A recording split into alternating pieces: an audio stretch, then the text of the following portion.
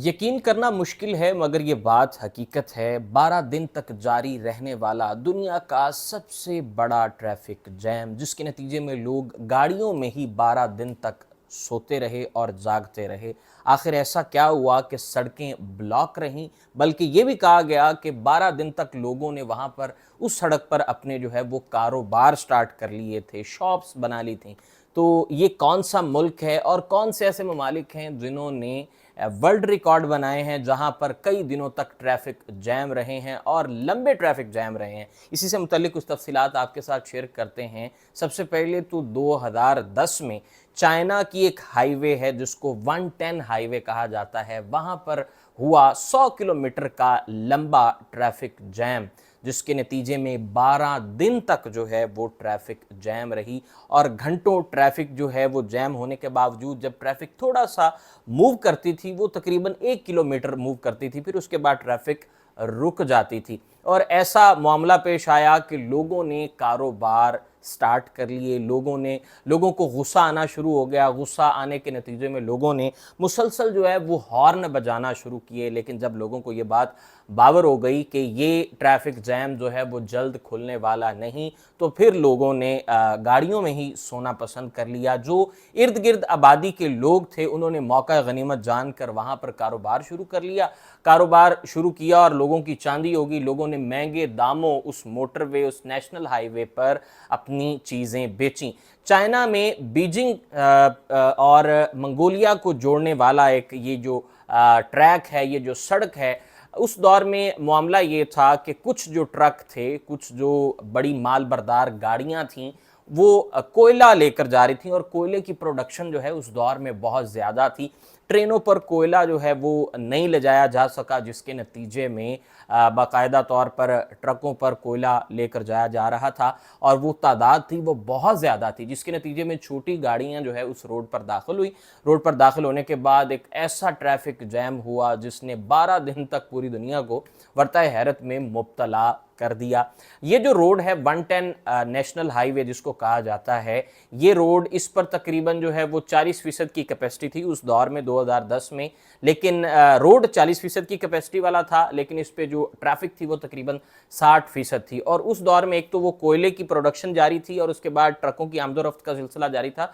उसके साथ साथ रोड की रिपेयरिंग चल रही थी, जिसके नतीजे में छोटी गाड़ियां और बड़ी गाड़ियां मिक्स हुई और पूरे 12 दिन तक जो है वो ट्रैफिक जैम रहा। इसके बाद भारत में एक ट्रैफिक जैम हुआ है रिसेंटली, यही कोई फरवरी 2025 में। ये भी कहा जाता है कि सबसे लंबा 300 किलोमीटर लंबा ट्रैफिक जैम ये तस्लीम किया जाता है, जो कि चाइना में सबसे पहले ये हुआ था 2010 में। 100 किलोमीटर लंबा था ट्रैफिक जैम, लेकिन ये जो ट्रैफिक जैम भारत में कहा जाता है ये तकरीबन 300 किलोमीटर लंबा जो है ये ट्रैफिक जैम है। भारत में एक खरबा का कोई मेला लगता है, इसमें 48 घंटे तक 300 किलोमीटर लंबी कतारें लगी रहीं गाड़ियों की, और जो लोग हैं वो कछुए की रफ्तार से लोग जो है गाड़ियां चला रहे थे। ये सिचुएशन थी और ये बहुत बड़ा जो है ये मेला माना जाता है। ये उत्तर प्रदेश में कोई इलाका है, वहां पर ये जो मेला लगाया गया था, वहां पर जो है गाड़ियां तकरीबन जो है वो 48 घंटे तक वहां पर ट्रैफिक जैम रही। इसके अलावा 1990 में एक और बड़ा ट्रैफिक जैम जो है वो सामने आया। इस ट्रैफिक जैम ने पूरी दुनिया को वर्ताए हैरत में मुब्तला कर दिया। जर्मनी के किसी इलाके में तकरीबन जो है 1.8 मिलियन गाड़ियां एक इशारा पर जो है वो एक इशारा को इन गाड़ियों ने ब्लॉक कर दिया था। उसके बाद जो सेकंड मामला पेश आया जो कि 2010 में आया, 100 किलोमीटर लंबी, अगर हम बात करें वक्त के हिसाब से तो वक्त के हिसाब से 12 दिन लंबी जो ट्रैफिक जैम रही है वो चाइना में रही है। अगर हम बात करें गाड़ियों के हवाले से तो 1.8 मिलियन गाड़ियां जो है वो 1990 के ट्रैफिक जैम में रही हैं। उसके बाद अगर हम बात करें कि सबसे बड़ा जो ट्रैक रहा है, सबसे बड़ा जो फासला रहा है, वो तकरीबन भारत में ये 400 किलोमीटर लंबा जो है ट्रैफिक 300 किलोमीटर लंबा ट्रैफिक जैम रहा है। और उसके नतीजे में जनाब जो है डेफिनेटली जब ट्रैफिक जैम होती है तो लोगों को गुस्सा आता है, लोग चीखो पुकार करते हैं। और कहा यह गया कि भारत में ये जो ट्रैफिक जैम हुआ इसके नतीजे में लोग काफ़ी एक दूसरे के साथ गुत्थम गुत्था हुए।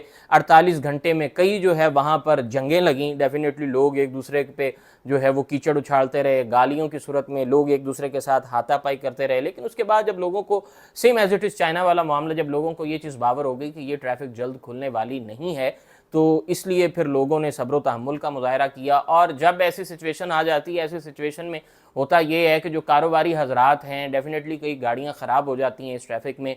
ऐसी मेन शाहराहों पर कुछ लोग जो कारोबार कर रहे होते हैं, उन्हें महसूस हो जाता है कि ये लोगों की अब मजबूरी बन चुकी है, तो लिहाजा अब यहाँ पर अपने अपने कारोबार चला लिए जाएं। और लोग महंगे दामों जो है वो चीज़ें आप कह सकते हैं कि फ़रोख्त करते हैं। अब ट्रैफ़िक का जो मसला है, ये ओवरऑल पूरी दुनिया में ट्रैफ़िक का मसला बढ़ता जा रहा है। अगर हम बात करें दुबई की, तो दुबई ने अपनी फ़्लाइंग टैक्सी इंट्रोड्यूस करा दी है 2026 में ये फ़्लाइंग टैक्सी जो है ये ऑपरेशनल हो जाएगी। और इसके अलावा जो चैलेंज है सबसे बड़ा गवर्नमेंट्स को, जो पूरी दुनिया को चैलेंज है, वो है माहौलियाती आलूदगी का। तो माहौलियाती आलूदगी से निपटने के लिए लोगों ने अब इलेक्ट्रिक जो व्हीकल्स हैं इन पे लोग शिफ्ट होना शुरू हो गए हैं। लेकिन दुबई ने सबको पीछे छोड़ दिया है। दुबई ने इलेक्ट्रिक एयरक्राफ्ट मुतारिफ कराया है, इलेक्ट्रिक एयर टैक्सी मुतारिफ कराई है। दुबई का एक महकमा है रोड्स एंड ट्रांसपोर्ट अथॉरिटी, जिसको RTA कहा जाता है। ये जो गवर्नमेंट का महकमा है, ये गवर्नमेंट का महकमा इस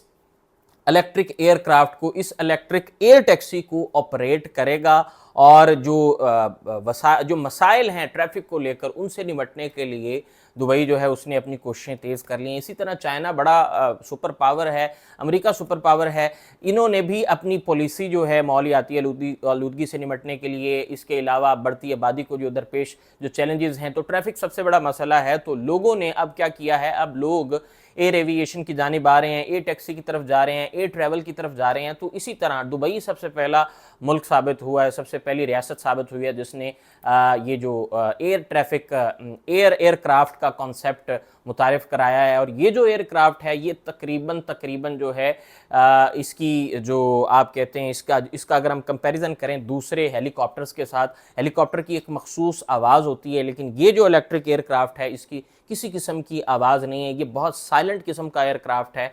यानी कि जो पॉलिसीज़ आ रही हैं ट्रैफिक से निपटने के लिए, तो उसमें लोग, उसमें हुकूमतें इस चीज़ को भी मद्देनज़र रखती हैं कि हम जो इन्वायरमेंटल पोल्यूशन है उस पर भी कंट्रोल पा सकें। इसके अलावा जो दूसरी नॉइज़ पोल्यूशन है उस पर भी हम कंट्रोल पा सकें।